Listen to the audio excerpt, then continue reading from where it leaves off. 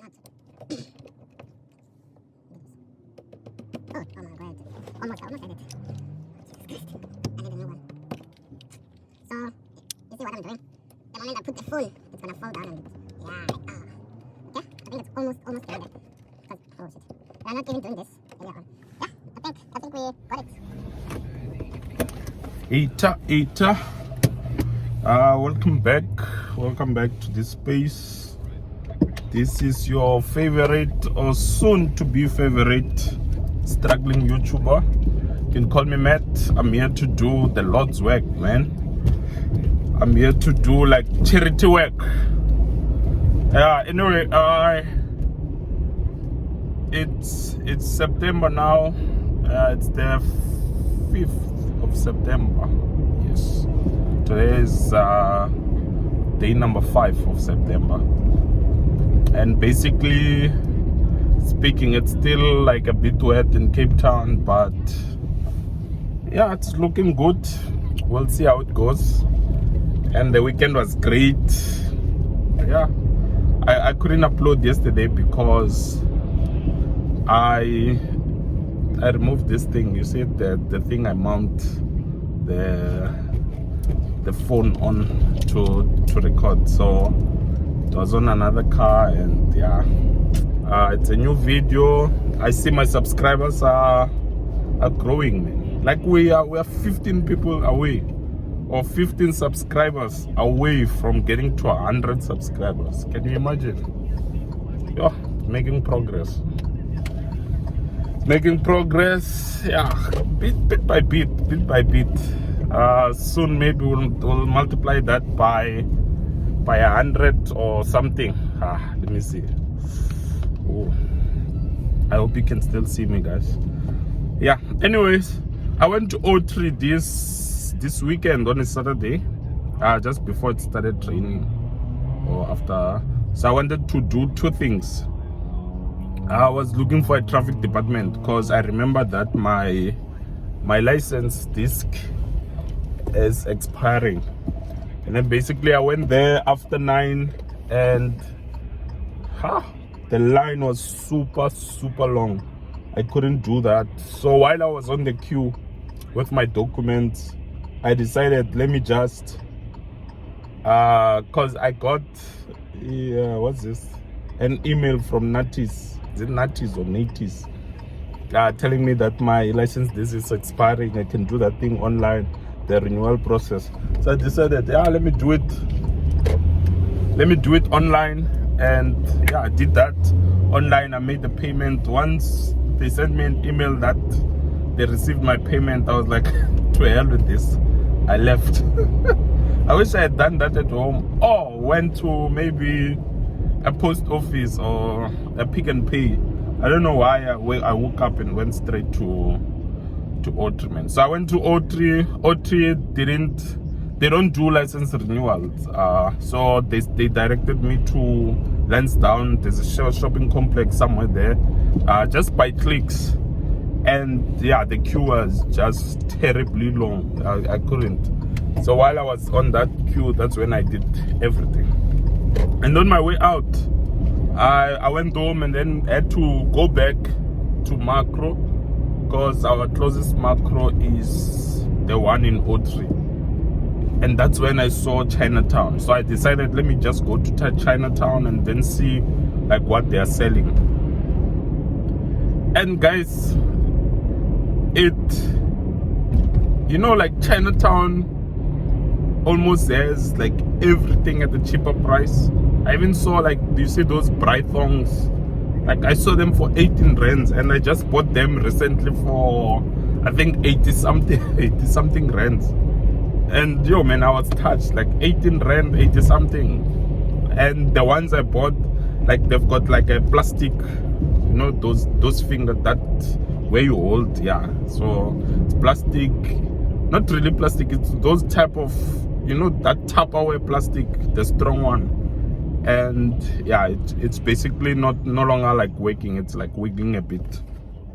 Yeah, so yeah, anyways, I just wanted to tell you about this Chinatown, guys. Have you noticed that South Africa has a couple of Chinatowns.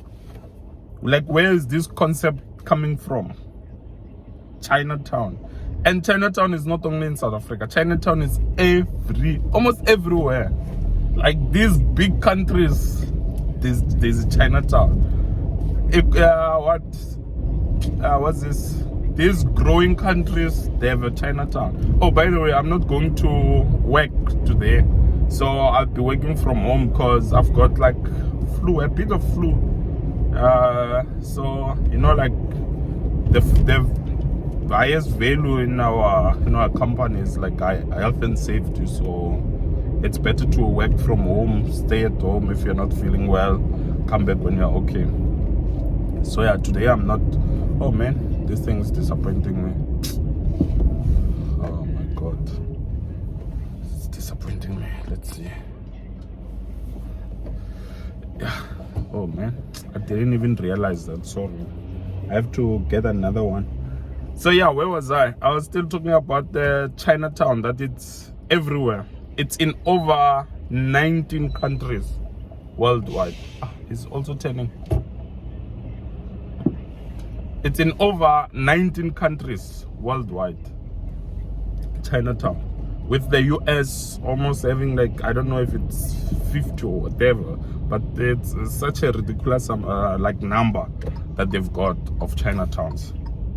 And basically speaking, this whole thing of Chinatowns being everywhere, it doesn't start now. It goes back way back. So it's like this. In the 1700s or like however long far back it goes, there was this thing called Industrial Revolution. So Industrial Revolution, it was almost everywhere in the West, as well in Europe, and also maybe some parts of China. And perhaps, I'm not really a historian, perhaps also in Northern African countries also had like some sort of revolution. But yeah, like you guys can comment and correct me on this. Anyway, Great Britain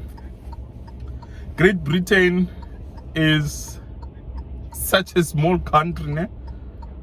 But it was leading this whole thing of industrialization. You know, like by the 1800s, Great Britain was a leader. Imagine, it was a leading economy. It was the best economy.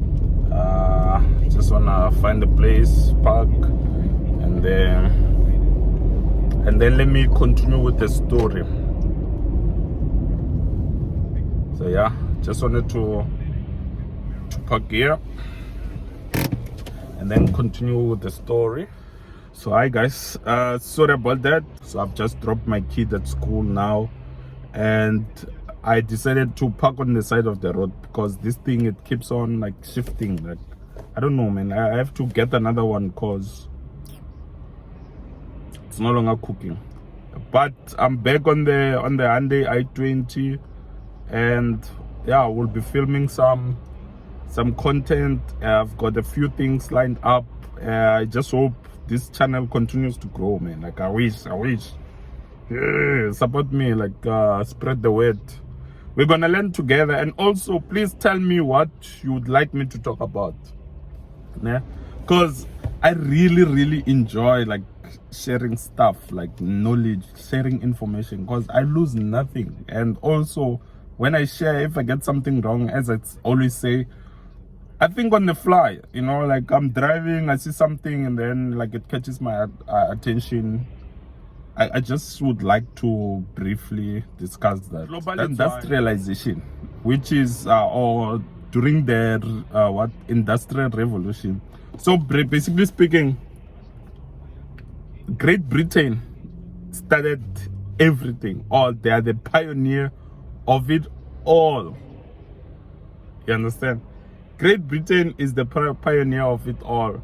By the 18th century, they were the biggest or the leading economy in the whole world. They were colonizing everywhere. They will colonize every little thing. Big, small, black, white, Indian, zonke. They were colonizing everything. And basically speaking, they caught everyone by surprise. You understand? Like, they caught everyone by surprise. And Africans, unfortunately, were the most surprised. like we were caught very, very surprised. We were not prepared for anything, guys. Like, we were just, like, minding our own business, heading sheep, whatever, cattle, like the usual. And now people see sheep, they see big structures in the sea floating, and 1, 2, 3 there are people wearing uniform. Like those type of things. So we were caught by surprise, and based on how things are, the way I see it, I think white people have the actual picture of Shaka Zulu. I'm telling you, like, how could they face a king such as Shaka and not be able to document him? Like, okay, look, you must remember, this is where I'm coming from. I don't think we're the alphabet. Everything that we're using now, all these words, the 26 letters of the alphabet, it was given to us. So where does Zulu Shaka? I'm just joking, man. It's just something for you to consider or to think about. Like, who came up with Zulu? I don't know. Maybe we had something, but I don't know the origins of these things. Yeah, anyway, if you didn't know, Britain is the size of Britain is very much less than or smaller than the Northern Cape province in South Africa. Through rapid advancement and technology, innovations, machinery, factories, everything, their industrialization process or increment or growth, it fueled this hunger to need more, to be able to go look out there, because their country was too tiny to mine anyway, so they couldn't do anything to mine in order to get those minerals they needed.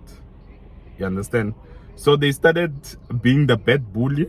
They went and started colonizing countries. And you can also check why they're called the Great Britain, because they met with some resistances in other countries, but basically speaking, they went on to be the greatest empire for over 400 years.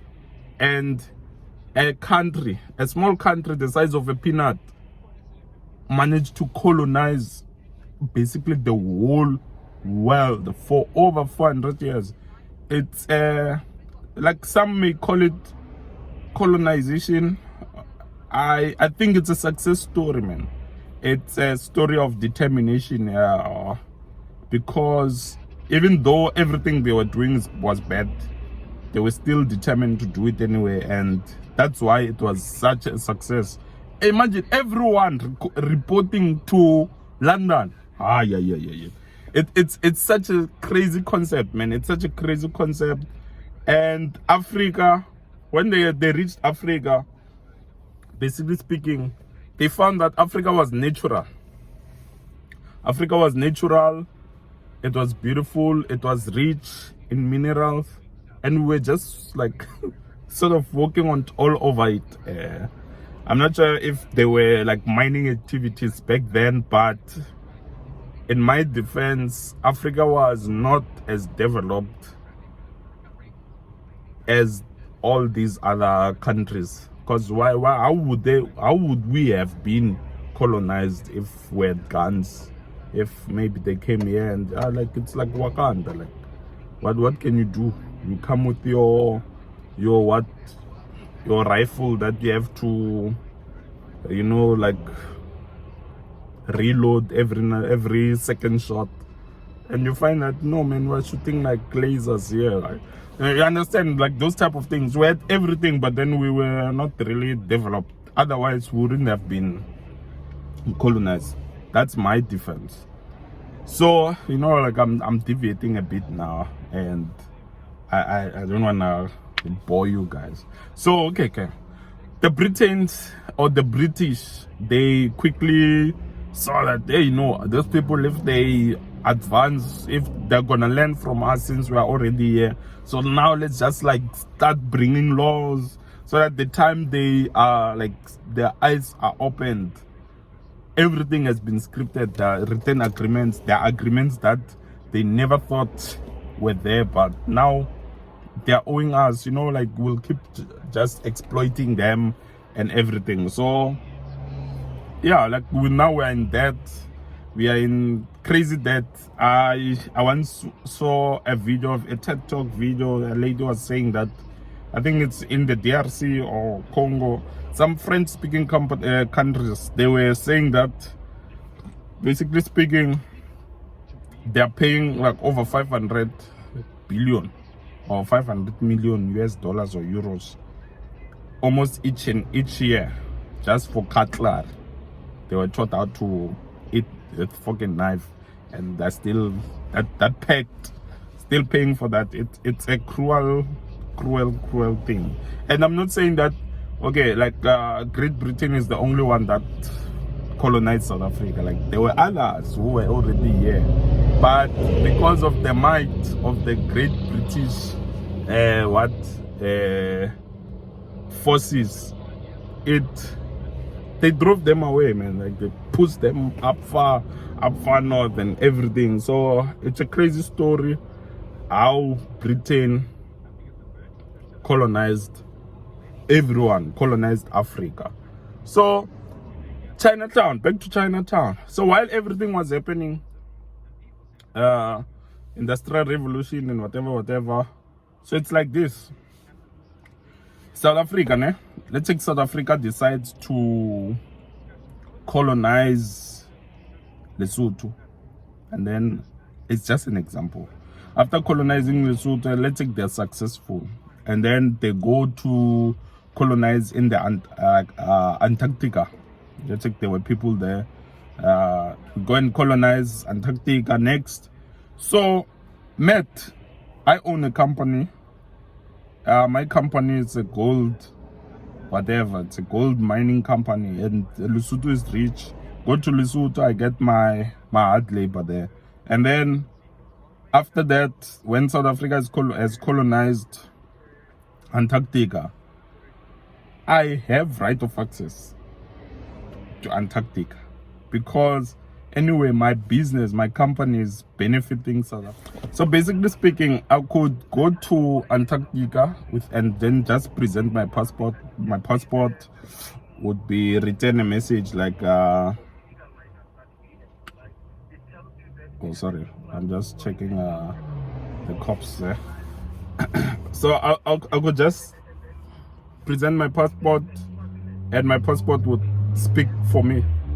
And then I would bring my own force from maybe Lesotho, because I know Lesotho people are hard workers. So that was what was happening. In Africa, there were mining companies opening, you understand?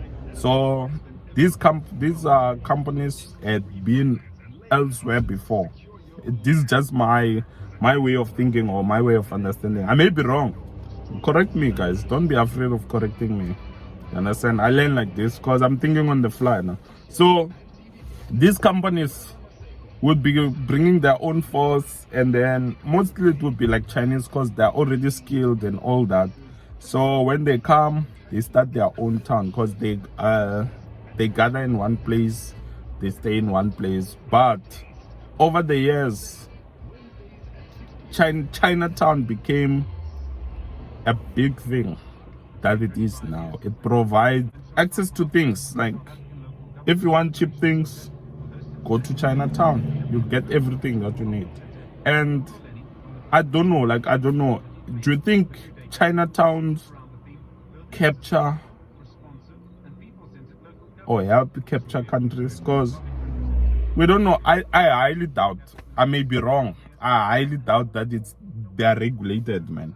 Like whatever they bring into the country is like accounted for, and whatever. No. I highly doubt. Because these people come here because it's easy to do business in Africa. It's easy to do anything. And at the end of the day, we end up suffering. You see, we end up suffering because now they have money. They can buy any complex. They operate in those complexes. And basically, you can't go and own a business there. I don't think you can go and own a business there. So, yeah, today I just wanted to share that with you and to basically hear your thoughts. Tell me what you think. Tell me what you think about this whole concept of Chinatown. Tell me what you think about this video. And yeah, we shall see each other on the next one. Yeah, on the next one. Now, from now on, this thing is now holding, so I'll be able to upload more videos from now on, and maybe I'll buy a better one. Guys, please support me. This is charity work. I'm doing charity work here. I'm providing you like information. Like, I just hope it's interesting stuff. So I want to do like a did you know thing on Mondays, and then the rest of the days we'll see what we talk about. We'll talk about the usual, you understand, the things that are happening, especially in South Africa. But Mondays I'll try to do a did you know. So just look out for Monday's episode or Monday's video, and then you see what I'm gonna be talking about. Peace.